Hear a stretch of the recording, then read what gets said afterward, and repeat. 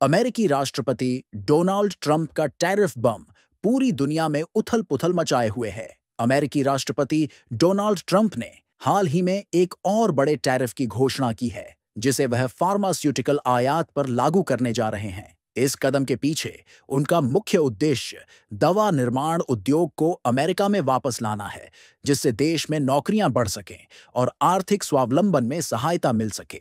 Donald Trump के इस फैसले का वैश्विक बाजारों पर गहरा प्रभाव पड़ने की संभावना है। फार्मा उद्योग, जो पहले से ही कई देशों में फैला हुआ है और जिसमें बड़े पैमाने पर अंतर्राष्ट्रीय सहयोग शामिल है, उस पर इस तरह के टैरिफ से बड़ी चुनौतियां आ सकती हैं। हालांकि ट्रंप ने इस प्रस्तावित टैरिफ की विशिष्ट जानकारी, जैसे कि इसकी समय सीमा और पैमाने को अभी स्पष्ट नहीं किया है, जिससे व्यापार और उद्योग जगत में अनिश्चितता बढ़ गई है। भारतीय खेल जगत और बॉलीवुड की तरह ही अब खेल के मैदान से एक चौंकाने वाली खबर सामने आई है। भारतीय मुक्केबाजी की दिग्गज खिलाड़ी और ओलंपिक मेडलिस्ट मैरी कॉम ने अपने पति ऑनलर के साथ अपने 20 साल के वैवाहिक जीवन को विराम देने का फैसला किया है। यह खबर उनके प्रशंसकों के लिए बेहद आश्चर्यजनक है। मीडिया रिपोर्ट्स के अनुसार मैरी कॉम ने न केवल अपने पति से अलग होने का निर्णय लिया है, बल्कि उन्होंने एक नई जिंदगी की शुरुआत करने के लिए क्रिकेट जगत से जुड़े एक नए साथी हितेश चौधरी के साथ डेटिंग शुरू कर दी है। हितेश चौधरी न केवल एक क्रिकेटर हैं,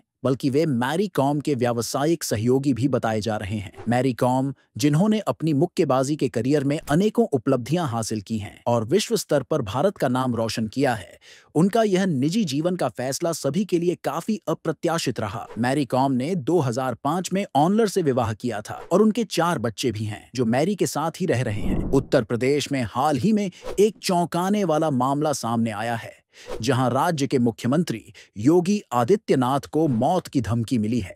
यह धमकी शाहजहांपुर में पुलिस अधीक्षक को भेजे गए एक पत्र के माध्यम से दी गई है। पत्र में स्पष्ट रूप से लिखा गया है कि यदि आप बचा सकते हो तो बचा लो, हम 10 अप्रैल को मुख्यमंत्री योगी आदित्यनाथ को मार देंगे। इस धमकी भरे पत्र के मिलने के बाद पुलिस ने तत्काल ही सख्त कदम उठाए हैं और जांच तेज कर दी है। यह जांच इस बात की तलाश में है कि यह पत्र कहां से और किसने भेजा है। साथ ही मुख्यमंत्री की सुरक्षा में अतिरिक्त उपाय भी किए गए हैं। भारतीय नौसेना की क्षमता में एक बड़ी वृद्धि देखने को मिले, क्योंकि भारत ने फ्रांस से 26 राफेल मरीन लड़ाकू विमानों की खरीदारी के लिए समझौता किया है। इस समझौते की कुल लागत 63,000 करोड़ रुपए आंकी गई है, जो भारतीय नौसेना की सामरिक क्षमताओं को नया आयाम देगी। इस विशाल रक्षा सौदे के तहत भारतीय नौसेना को 22 सिंगल सीटर और 4 ट्विन सीटर राफेल लड़ाकू विमान प्राप्त होंगे। ये विमान विशेष रूप से मरीन संस्करण में होंगे, जो नौसेना की आवश्यकताओं के अनुरूप होंगे। इस सौदे की डिलीवरी की अवधि 2031 तक निर्धारित की गई है, जिससे नौसेना के लिए ये विमान एक दीर्घकालिक सुरक्षा योजना का हिस्सा बन जाएंगे। इन राफेल विमानों की तैनाती मुख्यतः हिंद महासागर क्षेत्र में की जाए, जहां वे नौसेना की ताकत को बढ़ाएंगे। पूर्व भारतीय क्रिकेटर केदार जाधव ने राजनीति में कदम रखते हुए भारतीय जनता पार्टी बीजेपी में शामिल हो गए हैं। यह घटना महाराष्ट्र के राजनीतिक परिदृश्य में उनकी नई शुरुआत को दर्शाती है।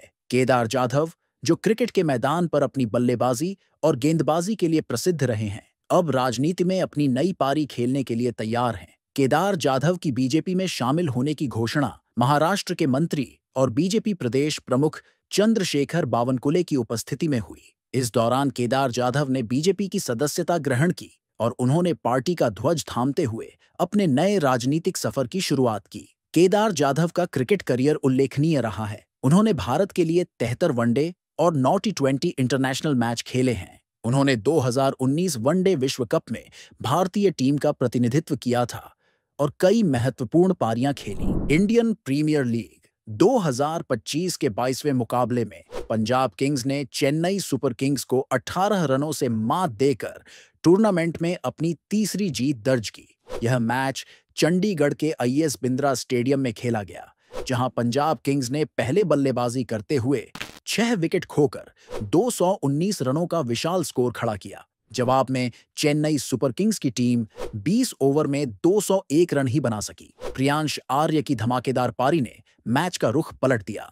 मैन ऑफ द मैच रहे प्रियांश आर्य, जिन्होंने मात्र 42 गेंदों पर 103 रन बनाकर अपने शतकीय इनिंग की झलक दिखाई।